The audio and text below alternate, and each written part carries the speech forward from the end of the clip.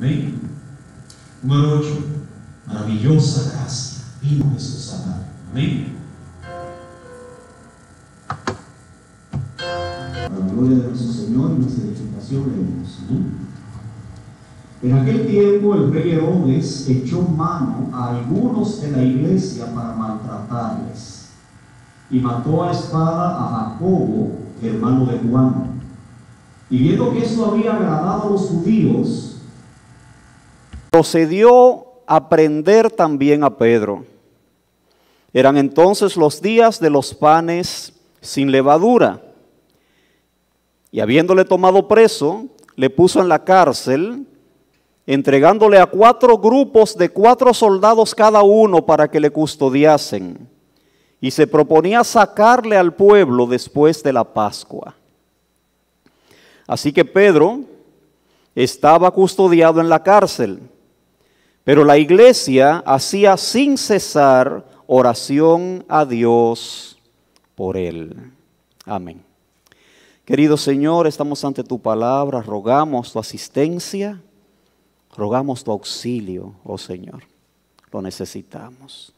Instruye a tu pueblo, oh Señor, alienta nuestros corazones, salva las almas, glorifica tu santo nombre, Señor, santifica tu nombre.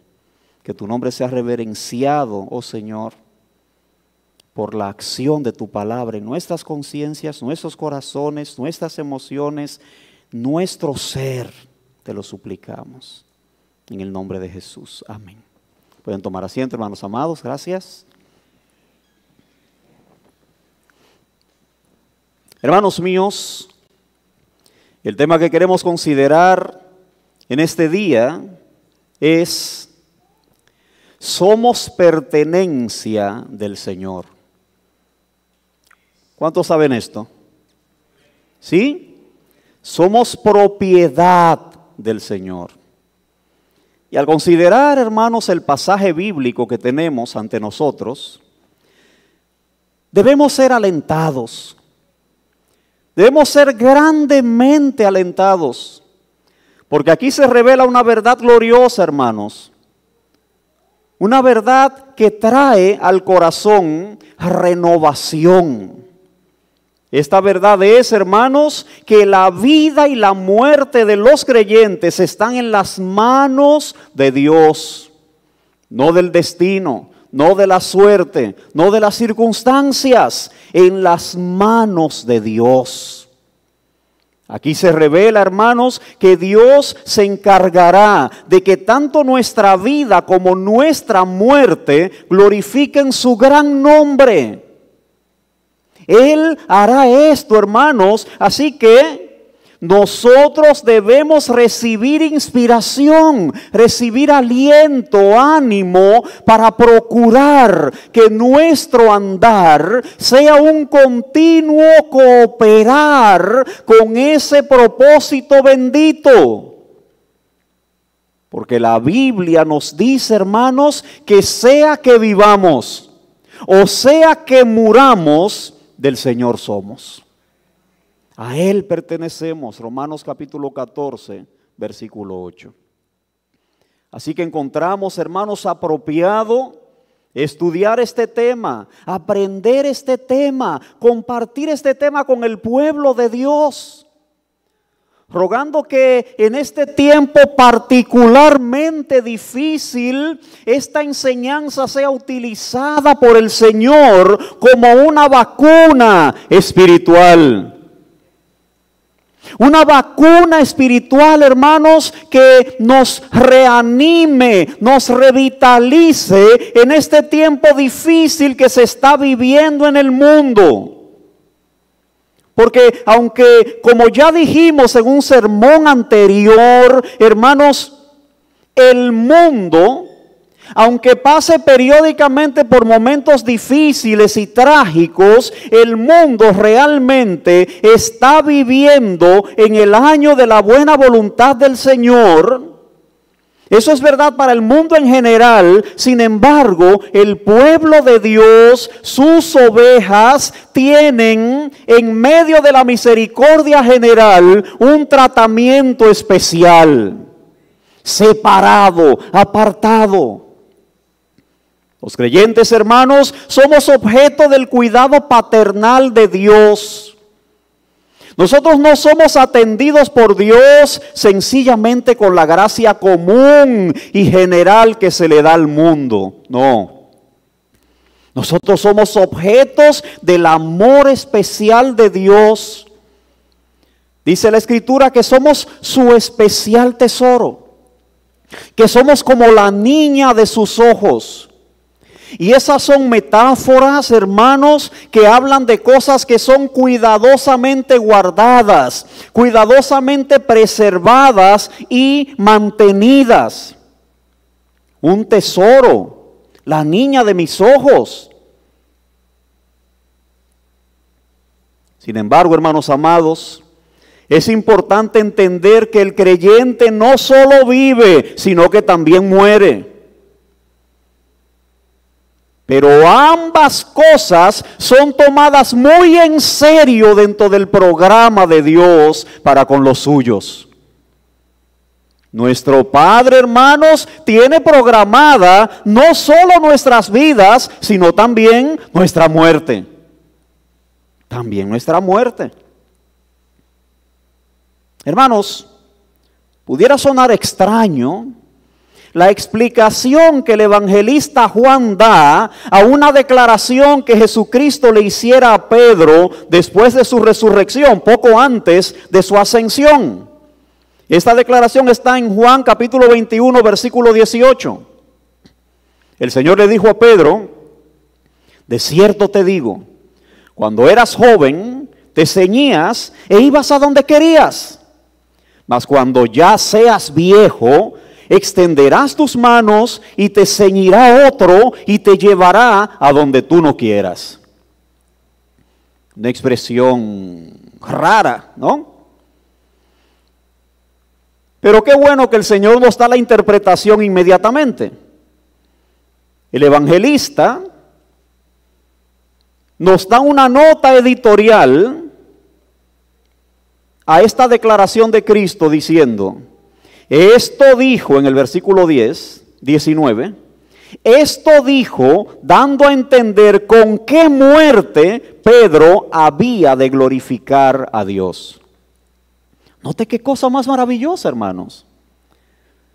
El Señor Jesucristo no está resaltando en este momento la vida con que Pedro había de glorificarle.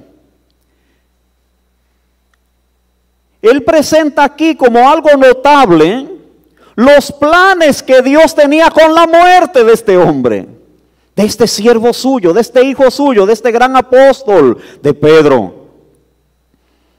Uno esperaría que se dijera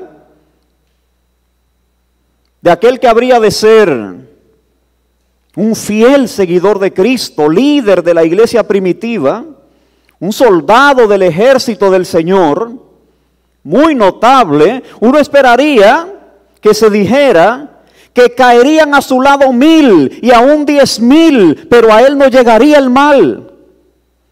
Uno esperaría que Cristo hubiera dicho que Pedro viviría marchando de victoria en victoria sobre sus enemigos. Pero lo que se nos dice aquí es que nuestro Señor le predice a Pedro con qué muerte le iba a glorificar. Somos del Señor en la vida y en la muerte. Y si hablamos de Jacobo, hermanos, el que nuestro pasaje dice que fue decapitado por Herodes, Jacobo, el hermano de Juan, hijo de Zebedeo, el Señor también le dijo en cierto momento que él sufriría una muerte violenta con la cual glorificaría su nombre. Usted lo puede ver en Marcos capítulo 10, versículo 39. Marcos 10, 39, Jesús les dijo a Jacobo y a Juan: a la verdad del vaso que yo bebo, beberéis, y con el bautismo con que yo soy bautizado, seréis bautizados. Esto ocurrió, hermanos, en un momento en que Jacobo y su hermano Juan están pidiendo a Jesucristo una posición de gloria, una posición de honor, uno a su derecha y otro a su izquierda en el reino. Bueno, pues Cristo le dice a Jacobo, ¿estás pensando en gloria? ¿Estás pensando en honor? Bueno, pues yo te anuncio que ciertamente tú tendrás gloria, ciertamente tú tendrás honor, pero no de la manera que tú lo estás pidiendo ahora, sino que te vas a identificar conmigo en el sufrimiento que yo he de pasar. Una muerte violenta semejante a la mía has de tener. Eso es lo que le dijo cuando declaró: vas a beber de la copa que yo bebo, vas a ser bautizado con el bautismo que yo soy bautizado. Y efectivamente, hermanos, Jacobo y Juan sufrieron tal como Cristo les profetizó. Herodes ejecutó a Jacobo, como lo leemos aquí en Hechos capítulo 12, y Juan más tarde fue llevado ya anciano al exilio a la inhóspita isla de Patmos. No era una isla paradisíaca como nuestras islas del Caribe, no. Era una isla prisión. Como decir que condenaran a alguien a Alcatraz, una prisión que estaba en una isla aislada de todo, a trabajo forzado. Allí mandaron a sufrir al anciano Juan. Y es que, hermanos míos, debemos entender que glorificar a nuestro Señor Jesucristo no significa necesariamente, aunque podría ser así, pero no significa necesariamente que en esta vida vayamos a vivir largos años de victorias terrenales. Glorificar al Señor no significa necesariamente que vamos a vivir una vida donde todas las cosas van a estar dispuestas a nuestro favor. No significa necesariamente que seré imbatible, que nadie podrá detener mi avance, que tendré éxito en todo lo que emprenda. No significa necesariamente que veré a mis hijos, a los hijos de mis hijos y aún hasta a los hijos de mis hijos. No necesariamente tendré un trabajo donde seré reconocido con un salario que me permita vivir sin preocupaciones. No necesariamente significa que moriré a los 90 años. No necesariamente significa que en mi nación todo irá siempre de viento en popa, teniendo los mejores gobiernos. No. Pero, hermanos míos, estar en Cristo significa que sea por vida o sea por muerte, el Señor conducirá todas las cosas de modo que yo glorifique su nombre, porque soy del Señor. Somos del Señor. Así que la gloria del creyente, hermanos, la gloria de aquel que ha depositado su destino, su vida, su ser en las manos del Señor, no es necesariamente el reconocimiento terreno o larga vida y prosperidad. Más bien, la gloria del creyente es saber que sin lugar a dudas nuestro destino está guardado en las manos de un Dios sabio, santo, amante, que procurará glorificar su nombre a través de nuestras vidas y aún de nuestra muerte. Glorificar a Dios, hermanos, es el fin más elevado del hombre.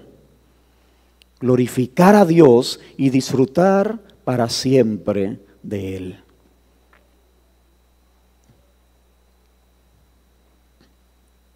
Claro, hermano. Yo sé que pensar en una muerte prematura no es quizá pensar en un momento de victoria.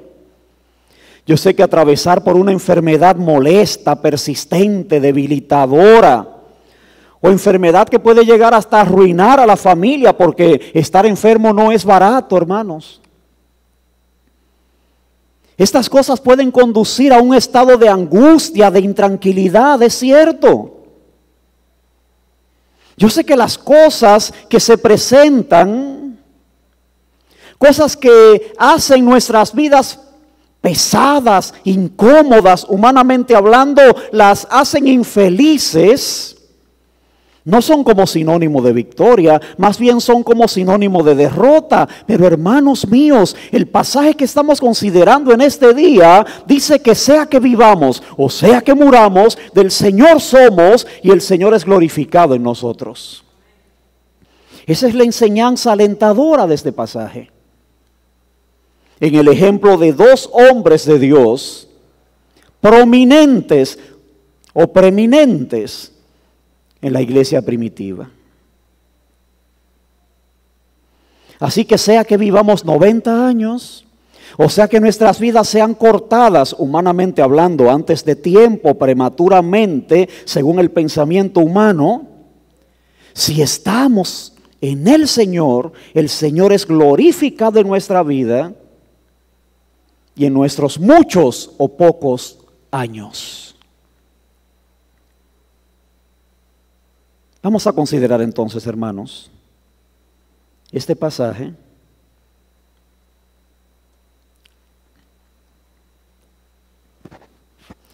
de una manera un poco más ordenada.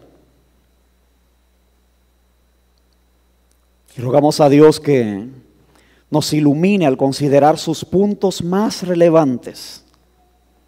¿Y qué es lo primero que vemos en este pasaje? Bueno, pues como ya hemos venido diciendo, lo primero que vemos en este pasaje es a Dios siendo glorificado en la muerte de los suyos. Glorificando a Dios en la muerte. Versículos 1 y 2. En aquel mismo tiempo, el rey Herodes echó mano a algunos de la iglesia para maltratarles. Y mató a espada a Jacobo, hermano de Juan. Hermanos míos, en este punto de la historia de la iglesia, nos encontramos entre los años 42 a 44 de nuestra era. Nuestro Señor Jesucristo ascendió al cielo por el año 30 aproximadamente. Así que la iglesia ya tenía unos 14 años de existencia. Desde el capítulo 9 de los Hechos, hermanos, hasta este momento, la iglesia había tenido una relativa paz. El pasaje dice que había paz entre las iglesias. Bueno, el principal perseguidor de la iglesia, Saulo de Tarso, había sido convertido. El martirio de Esteban había causado una gran impresión. Así que la iglesia tuvo un tiempo de paz. Las misiones prosperaron. Las cosas estaban bien.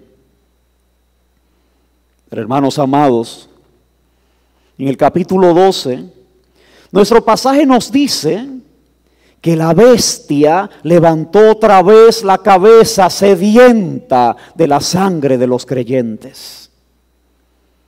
De modo que nueva vez surgió la persecución.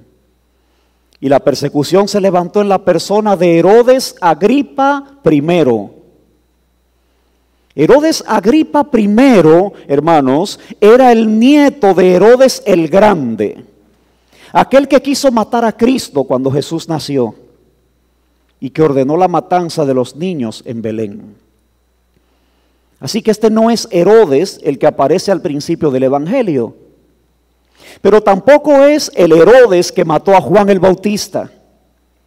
Este es un tercer Herodes, hijo de Mariamne y Aristóbulo, denominado Herodes Agripa I, porque luego hubo otro Herodes, llamado Herodes Agripa II, que fue el que estuvo cuando Pablo compareció más adelante en el libro de los Hechos. Bueno, pues este Herodes, hermanos, que está aquí, recordándole que no es que se llamaban Herodes. Herodes era un título gubernamental, un título real, como decir el César o decir Faraón. No se llamaban Herodes, sino que era un título real, por así decirlo. Bueno, pues este Herodes, hermanos, llegó al trono porque era muy amigo de los emperadores.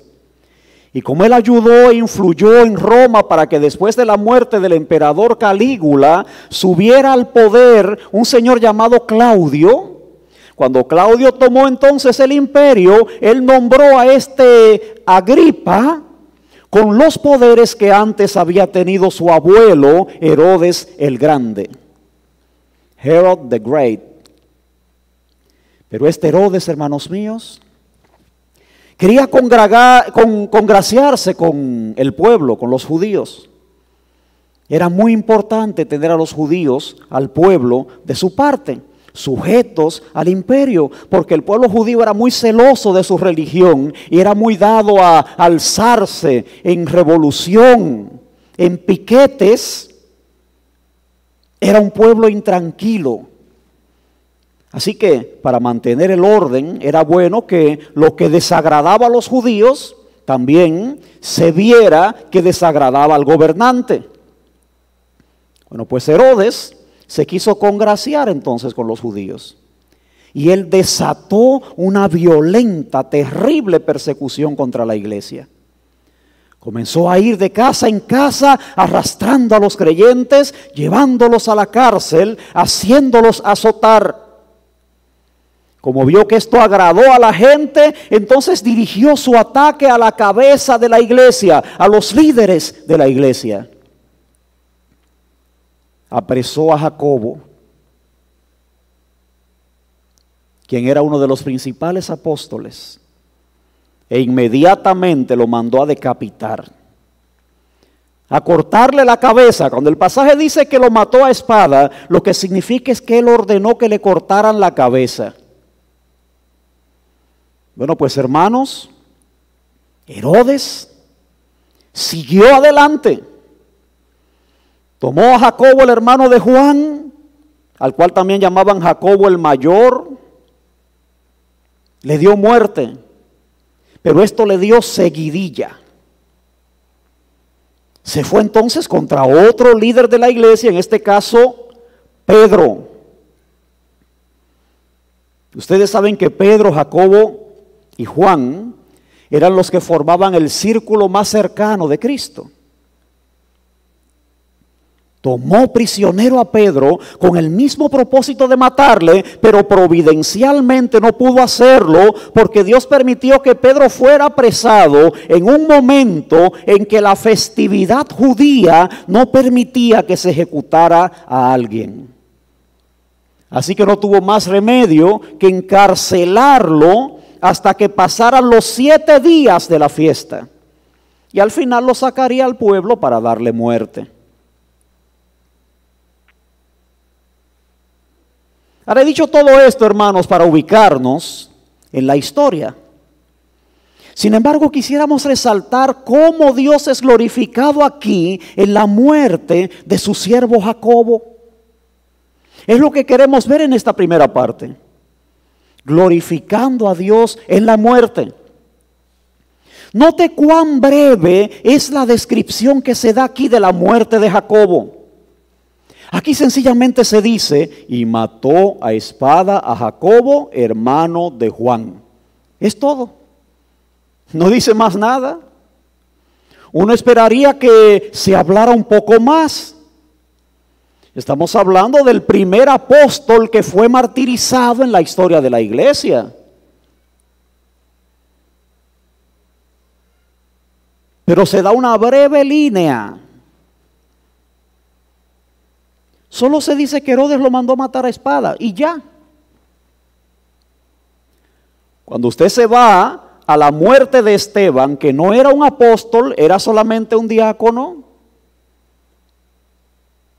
Allí se dedican, hermanos, varios capítulos del libro de los Hechos a hablar de la muerte y de la defensa de Esteban. Mientras que de este apóstol que vio a Cristo transfigurado, este apóstol que vio cuando el Señor resucitó a la hija de Jairo, este apóstol que estuvo en el momento último cuando Cristo pidió que le acompañaran a orar en el Getsemaní, este que tuvo tantos privilegios, solo tiene una breve línea mortuoria en el registro trágico de su fallecimiento, de su martirio. Una breve línea. Como cuando usted va a ciertas tumbas y encuentra aquí fulano de tal, amado esposo, punto, más nada. O amado padre y esposo, punto, ya. Alguien sin discernimiento podría decir, oye, qué derrota sufrió Jacobo, qué pobre es el testimonio que la Escritura da acerca de él. Es más, Jesucristo dijo que Juan el Bautista era tan especial que no había nacido nadie más grande que él.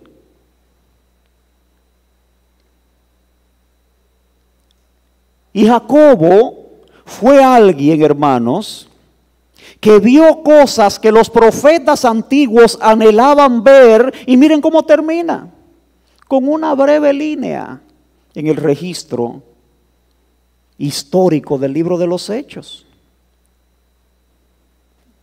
¿Dónde está la grandeza de servir al Señor? Hermanos amados, es que como Dios ve las cosas, no es como nosotros las vemos. Él quiere que nosotros seamos alentados con esta breve línea que describe la muerte de un gran hombre suyo. Esta breve línea debe alentarte a ti, debe alentarme a mí, cuando yo no veo grandeza en las cosas que me vienen a la vida como hijo de Dios. Cuando vivo inconforme con todas las cosas que Dios nos trae en su providencia. Nos quejamos del trabajo, nos quejamos del cónyuge. ¿Por qué me tocó ese esposo? ¿Por qué me tocó esa esposa? Nos quejamos de los hijos, nos quejamos de nuestro cabello, nos quejamos de nuestra nariz.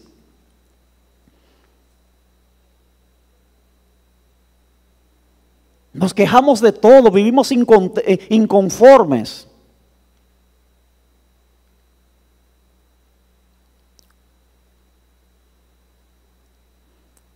Muchas veces nos sentimos tentados a hablar contra Dios cuando atravesamos por situaciones difíciles como accidentes, desempleos, quiebras, enfermedades. La muchacha que tiene tantos años soltera esperando a un esposo y no le llega. O el muchacho también.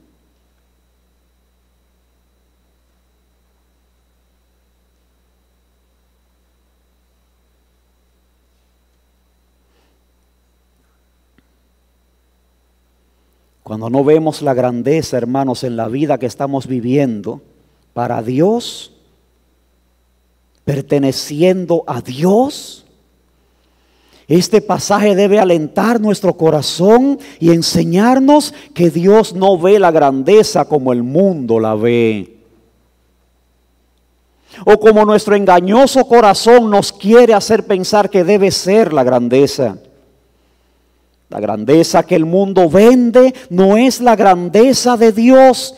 La grandeza consiste en pertenecer a Dios, sea que vivamos o sea que muramos. ¿Cree usted que no se pudo decir mucho de Jacobo? Claro que se pudo decir mucho. Se pudo haber escrito un libro completo de los hechos. Los hechos de Jacobo, hijo de Zebedeo. Habían pasado 14 años de expansión y acciones misioneras de la iglesia. ¿Quién dice que Jacobo no hizo grandes cosas como Pedro, como Juan, como los demás apóstoles? De hecho, hay una tradición de la iglesia que dice que Jacobo fue el que llevó el evangelio en misiones a lo que hoy es España. Por eso en España Jacobo es el santo patrón de esa tierra. Claro que esta historia tradicional está bañada de mitos y narraciones un tanto raras, pero tradicionalmente se dice que él fue que evangelizó lo que hoy es España y Portugal, la península ibérica. Ahora, haya sido esto cierto o no, la verdad es que se pudo haber escrito un libro de 28 capítulos también, solamente dedicado a Jacobo. Pero este pasaje nos presenta un punto de vista diferente acerca de la grandeza, la gloria de vivir y morir para la gloria de Dios. La gloria de vivir y morir para la gloria de Dios. El supremo bien, hermanos, es lo que Dios piensa, lo que Dios siente, lo que Dios ha determinado para ti. Esa es la gloria. No debes ver la grandeza en dimensiones o en colores. Debes ver la grandeza en 4 letras solamente. Dios. Dios. Así que encontramos aquí a Jacobo, hermanos, glorificando a Dios en su muerte, con apenas un pequeñito titular describiendo su martirio. Y así como podríamos extrañarnos de esto, surgen tantas preguntas cuando nos enfrentamos a cosas así. Hay quienes preguntan, por ejemplo, ¿por qué Dios permitió que Jacobo muriera y salvó milagrosamente a Pedro? ¿Por qué Dios permite que unos nazcan disminuidos en algunas cosas de su cuerpo o de su cabeza, mientras otros nacen atléticos, fuertes y bien dotados? ¿Por qué mueren los buenos y viven los malos? ¿Por qué uno prospera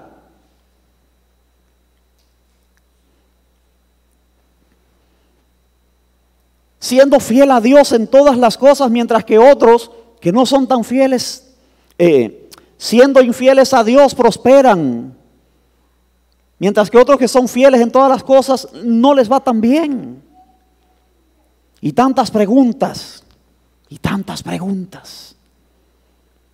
Pero hermanos amados, estas son preguntas que se hacen cuando no hay fe, cuando se carece de fe, cuando la fe está fuera de la ecuación. Recuerde que en más de una ocasión he hecho mención acerca de aquel puritano que dijo que la fe sabe nadar donde la razón se ahoga. El Señor quiere que nosotros andemos por fe, hermanos, no por vista.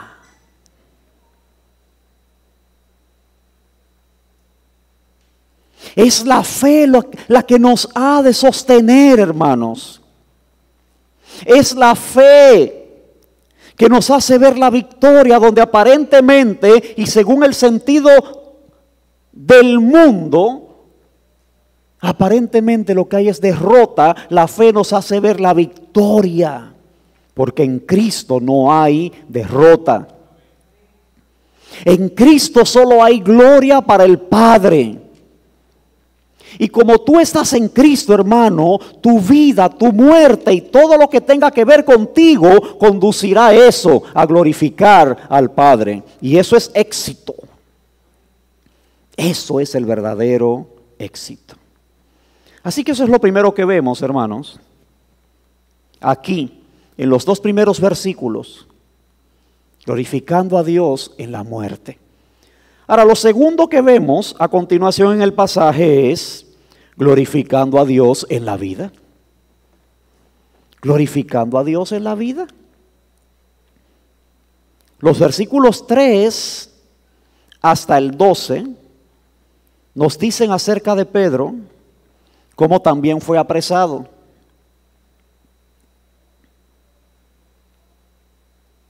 Pero hermanos amados, aquí la historia se relata de manera diferente. Porque nuestro pasaje no solamente nos muestran en el ejemplo de Jacobo cómo Dios puede glorificarse en la muerte de sus hijos, también nos muestra en el ejemplo de Pedro que Dios también es glorificado en las vidas de sus santos. Herodes, como podemos ver, hermanos, apresa a Pedro, el otro gran líder de la iglesia, y su propósito era también matarle. Pero noten algo, hermanos. Dios permitió que Jacobo fuera apresado en un momento en que podían matarle sin impedimento. Pero ese mismo Dios permitió que Pedro fuera apresado en un momento en que no podían matarle inmediatamente. ¿Qué le parece? ¿Detestaba Dios a Jacobo mientras amaba a Pedro? Aquí se puede aplicar el texto que dice, a Jacob amé y a Esaú aborrecí. No, hermano, no. Más bien el pasaje nos enseña que así como fue glorificado en la muerte de Jacobo, también sería glorificado en la vida de Pedro. En la vida de Pedro.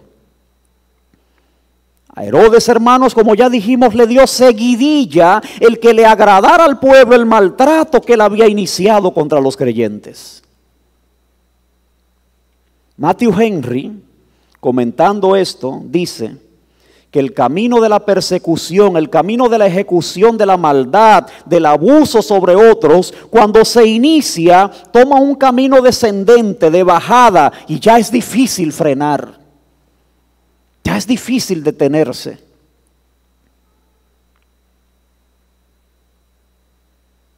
Recordemos a Hitler, a Trujillo y otros tantos. O recordemos las tantas ocasiones, hermanos, en que hemos, por ignorancia o por necedad o por frialdad espiritual, hemos iniciado una carrera pecaminosa. Una cosa conduce a la otra. Hace mucho tiempo aprendimos acá, hermanos, que no podemos eliminar un vicio alimentándolo. ¿Por qué? Porque un vicio va a pedir más y más y más. Un pecado tratará de cubrir otro pecado y la cosa irá acumulando, acumulando, acumulando hasta hacerse una montaña de transgresión, de maldad, de pecado. Bueno, pues a Herodes Agripa I, el nieto del que ordenó la matanza de los niños en Belén, le dio seguidilla esta persecución que inició y el éxito que aparentemente había tenido sobre la iglesia, maltratándola. Así que apresó a Pedro. Pero el Señor dijo: mi glorificación en Pedro va a ser diferente a mi glorificación con Jacobo. Tú lo vas a apresar, Herodes, pero en un momento en que no podrás echarle mano para muerte.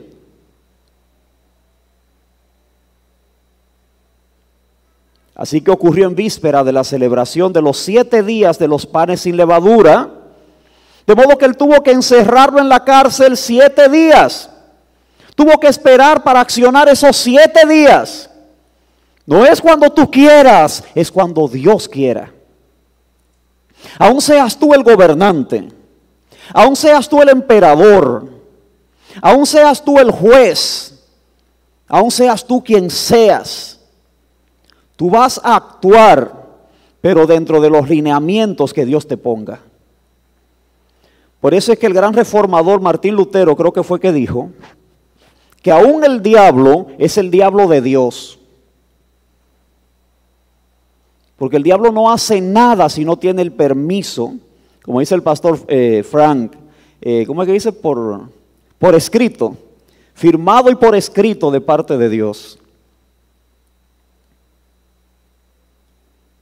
Y es que, hermanos amados, no se mueve una hoja sin que la soberanía divina lo permita, lo determine. No importa quién esté en el poder, como ya dijimos. No importa quién en el momento crea que es el Señor o que es el amo. Es como si Dios le dijera a Herodes: tú pudiste matar a Jacobo fácilmente, sí. Es porque eso estaba dentro de mis planes para glorificarme. Pero tienes a Pedro entre tus manos y no puedes tocarle un solo cabello hasta que yo diga. Hasta que yo diga. Jesucristo en varias ocasiones, creo, Él dijo: no, mi tiempo todavía no ha llegado.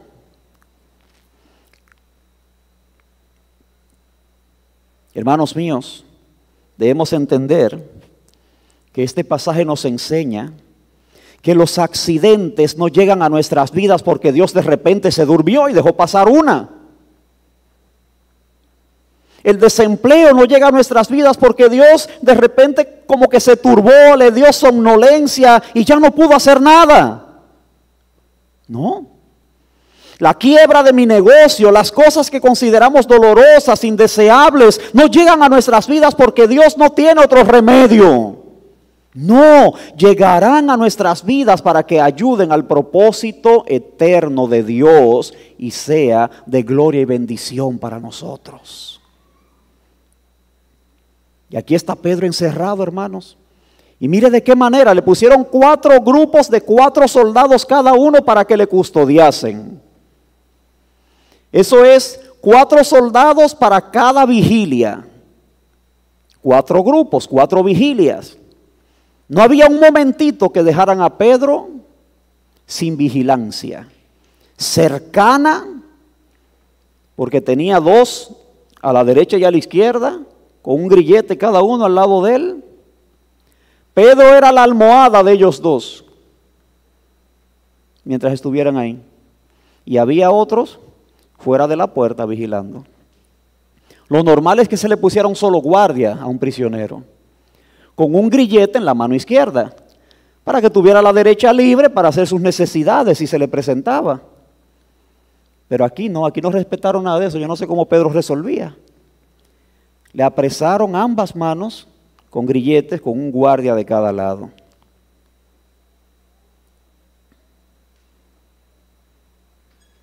Completamente custodiado. Probablemente Herodes había sido informado por el Sanedrín de que en más de una ocasión ellos habían encerrado a los apóstoles y de repente estaban fuera predicando, no sabían cómo. Así que lo quiso asegurar humanamente de manera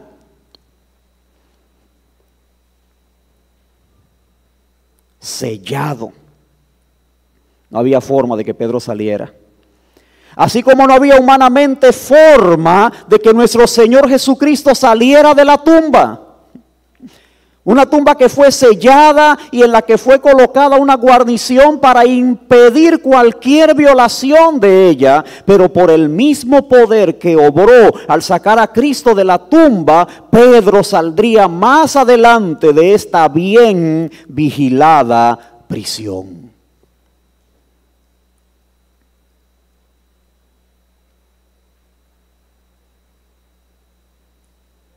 Ahora, hermanos amados, es importante notar algo en el pasaje. Pedro estaba allí preso, sí. Y él sabía que poco antes de que lo apresaran a él, Jacobo había sido muerto. Así que era lógico que Pedro pensara que le esperaba una muerte segura, según cómo se habían dado los acontecimientos. Pero la Biblia dice que eso no le quitó el sueño. Pedro sabía a quién había creído. Y él había creído en aquel que es fiel tanto para vida como para muerte. Él no se desveló pensando, bueno, ya mis días están contados. No, aquí encontramos a Pedro la noche anterior, ya avanzada para amanecer, el día que iba a ser sacado de la cárcel para ser ejecutado, durmiendo entre los 2 soldados, sujeto con sus 2 cadenas y con guardas delante de la puerta custodiando la cárcel. Pues hermanos, allí se presentó un ángel del Señor. Y la Escritura dice lo maravilloso que fue la liberación de este hijo de Dios, de este siervo de Dios, Pedro. Fue tan maravilloso este acto de liberación, esta muestra del poder de Dios, que cuando Pedro se vio allí suelto, libre, en el versículo 11 dice, volviendo en sí. Porque él pensaba que estaba soñando, o viendo una visión. De repente como que despierta, pero es verdad, estoy fuera, estoy libre, no tengo cadenas, ya no soy almohada de los guardias, es verdad.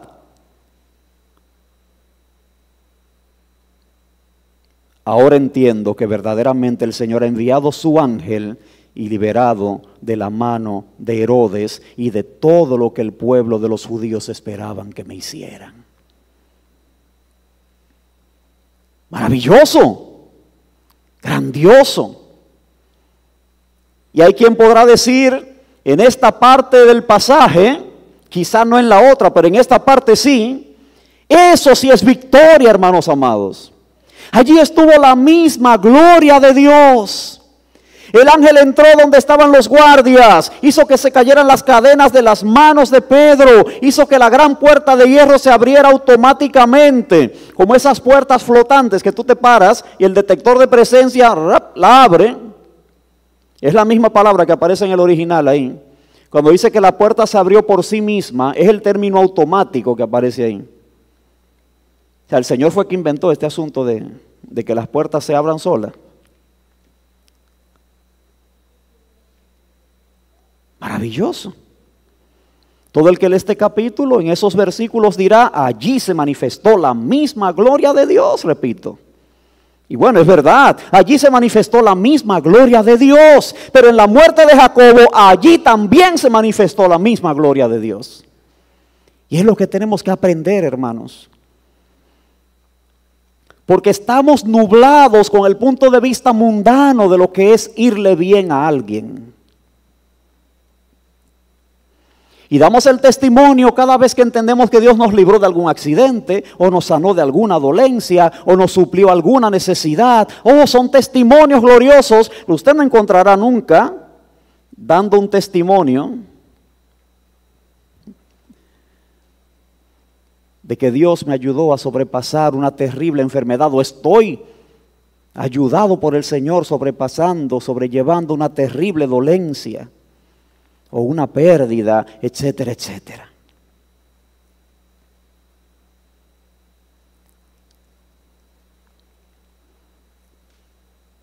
Pero claro, el caso de Pedro aquí, hermanos, nos enseña que las vidas de los creyentes no solo serán de planes terrenales interrumpidos, no solo serán de vidas cortadas antes de tiempo, no solo serán de enfermedades, carencias y sufrimientos. No, la vida de un creyente también podría ser de prosperidad económica, de una vida saludable y larga. Podría ser una vida con posesiones terrenales abundantes. Sí, eso también puede ser. Pero hermanos míos, no miremos con un solo ojo. Hay que mirar con los dos ojos. La vida del creyente nunca debe medirse por las cosas que en esta tierra tenga o no tenga. La vida del creyente debe medirse, como ya dijimos, con esas 4 letras: Dios. Y si quiere añadirle más letras, Dios y su glorificación. Eso es lo que conviene al creyente, tenga o no tenga. Y esas son las preguntas que debemos hacer.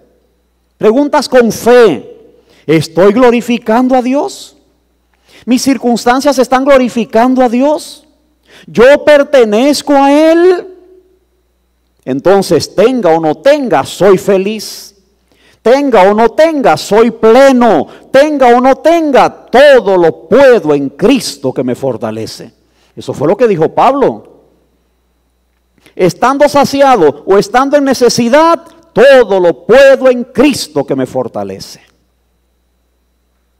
Hermanos amados, Dios fue glorificado en la vida de Pedro aquí, así como fue glorificado en la muerte de Jacobo, y más adelante Pedro, hermanos, seguiría completando su tiempo de servicio para Dios en esta vida, hasta que llegaría el momento en que Pedro también sería llevado al martirio, cumpliendo la predicción de Cristo que le dijo: llegará el momento en que serás viejo, te tomarán de la mano y te llevarán a donde tú no quieras ir.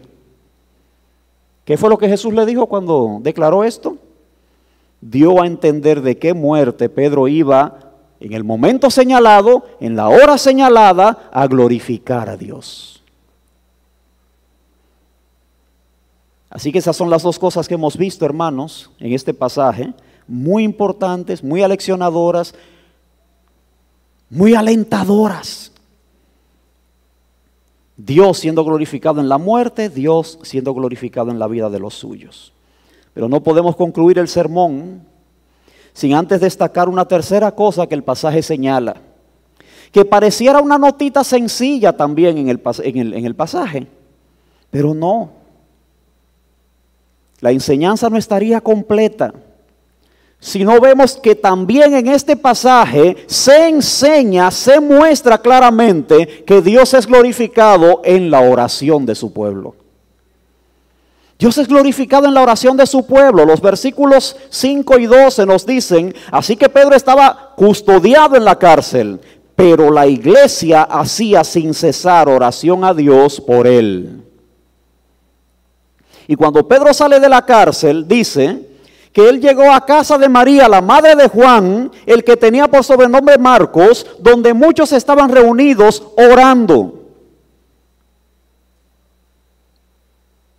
Esta es una enseñanza vital del texto, hermanos. No creemos que sea casual la mención de que la iglesia estaba entregada a la oración intercesora en favor de Pedro. No aparece como una añadidura sin importancia en la narración, no.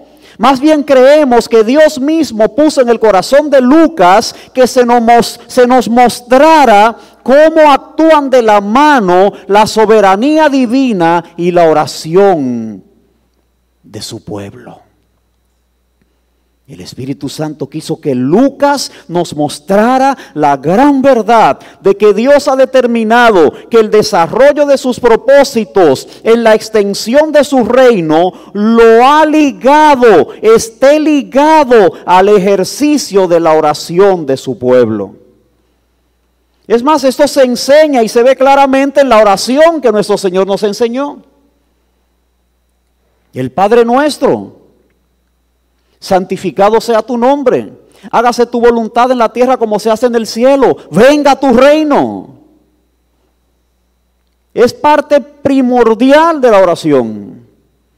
De modo que Dios ha ligado la realización de sus propósitos en esta era a la oración, al ejercicio de oración de su pueblo. Por eso aparece aquí, hermanos, nuestro texto aparece aquí enseñándonos esto, que Dios es glorificado en la oración de su pueblo. Y esto es algo que nosotros todavía debemos entender adecuadamente porque descuidamos esto mucho. Descuidamos esta verdad. La oración es un instrumento que la soberanía de Dios ha establecido para Dios realizar sus poderosas obras en este mundo, en la historia, en las naciones, en las familias, en los gobiernos, en las autoridades inclusive. No es en vano que aparecen estos versículos en medio de este conflicto que involucran a las autoridades de la época. Estas autoridades fueron intervenidas en su accionar impío por la oración del pueblo de Dios.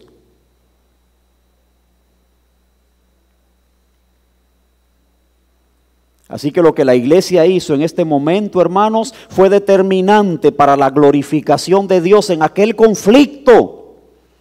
Pedro estaba encarcelado y custodiado. Esta es la acción del poder mundial. Sin embargo, aquí aparece un pero poderoso. Pero la iglesia hacía sin cesar oración a Dios por él. Y esta es la acción del poder celestial.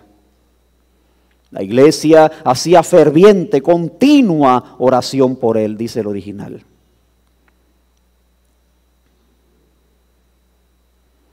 Ahora es importante, hermanos, entender que Dios no manda al creyente a orar para que los planes de Dios sean cambiados.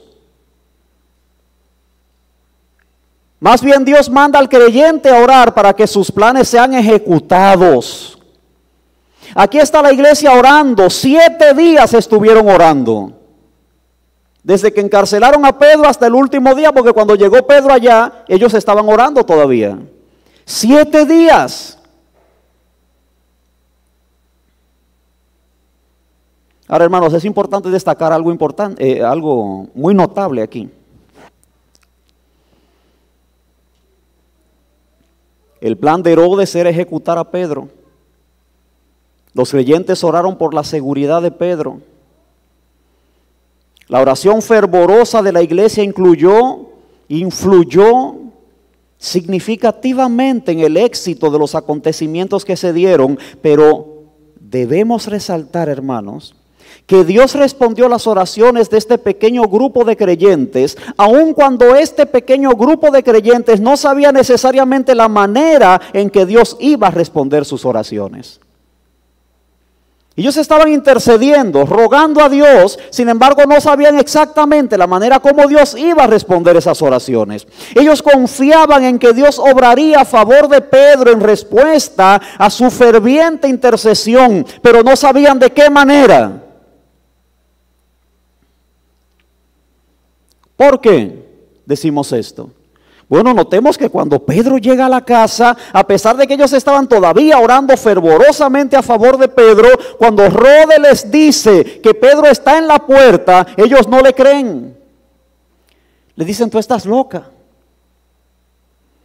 Al parecer ese deseo ferviente que tienes de la liberación de Pedro te ha hecho pensar que él está en la puerta. Pero otros decían, no, debe ser su ángel.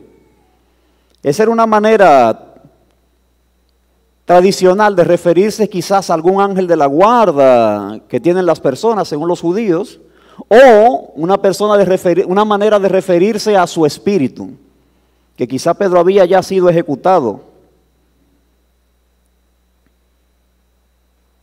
Ellos oraron, hermanos, aún sin tener claro la manera como Dios actuaría. Sin embargo, Dios intervino en respuesta a esta oración. ¿Qué quiero decir con esto? En un sentido, quizás pudiéramos juzgar a la iglesia de tener falta de fe. No, ellos no tenían falta de fe, ellos tenían 7 días orando fervorosamente. Allí no había falta de fe. Ellos lo que no podían necesariamente era imponerle a Dios un tipo de oración o de petición específica o de curso de acción. Ellos estaban orando al Dios que sabían que podía hacer y que iba a glorificar su nombre para vida o para muerte en Pedro. Debemos entender que pidieron por la liberación de él, sí. Pero ellos no estaban en ese punto de declarar para que Dios haga obligatoriamente lo que estoy pidiendo. No, ellos estaban depositados en la buena voluntad de Dios. Hermanos amados, no es necesario que usted tenga la super fe que algunos falsos maestros proclaman. Lo que usted necesita es conocer a su Dios, conocerlo en su palabra y sencillamente depositarse en Él, descansar en sus promesas, esperar en Él. Él hará. Así que lo tercero es que Dios es glorificado en la oración de su pueblo. Hemos visto entonces, hermanos, esta enseñanza maravillosa, alentadora. Somos el Señor para vida o para muerte. Y en medio de todo este conflicto tenemos un arma poderosa, la oración del pueblo. Oración que mueve la mano de Dios a la realización de sus propósitos eternos. Amén. Sus propósitos eternos. Así que, hermanos míos, debemos concluir haciendo mención de lo que Pablo dice en Romanos capítulo 14, versículos 7 y 8. Ninguno de nosotros vive para sí y ninguno muere para sí. Pues si vivimos, para el Señor vivimos. Y si morimos, para el Señor morimos. Así que sea que vivamos o que muramos, del Señor somos. Del Señor somos. Pero si alguien hay aquí que no es creyente, debo decirle que si no ha creído en Cristo, no tiene ningún tipo de seguridad, ni en esta vida ni en la venidera. Debo decirle que está viviendo en un mundo donde el siguiente paso le puede llevar a un abismo sin fin, a una muerte eterna. Debo decirte, pecador, no arrepentido, que no hay seguridad en el dinero, no hay seguridad en el sistema de salud, no hay seguridad en los gobiernos, no hay seguridad en tu casa, no hay seguridad en tu cama, no hay seguridad para ti en ningún lado. Tú no tienes seguridad. Lo único seguro en ti es que si mueres ahora vas a partir a una eternidad sin Dios, perdido para siempre. Así que es necesario, pecador, que vengas a Cristo en este momento. Es necesario que creas en Cristo, que vengas a Él en arrepentimiento y fe. Entonces conocerás el gozo de pertenecer al Señor y vivir victorioso, sea por vida o sea por muerte. Porque pertenecer al Señor es la única gloria verdadera. Es la única gloria verdadera. Gracias te damos, oh bendito Señor, por tu palabra. Gracias por tu misericordia. Gracias por el aliento. Gracias por la renovación, el refrigerio. Gracias por tu palabra, oh bendito Señor. Obrando en nosotros, obrando en los corazones. Gracias, Señor. En el nombre de Jesús. Amén.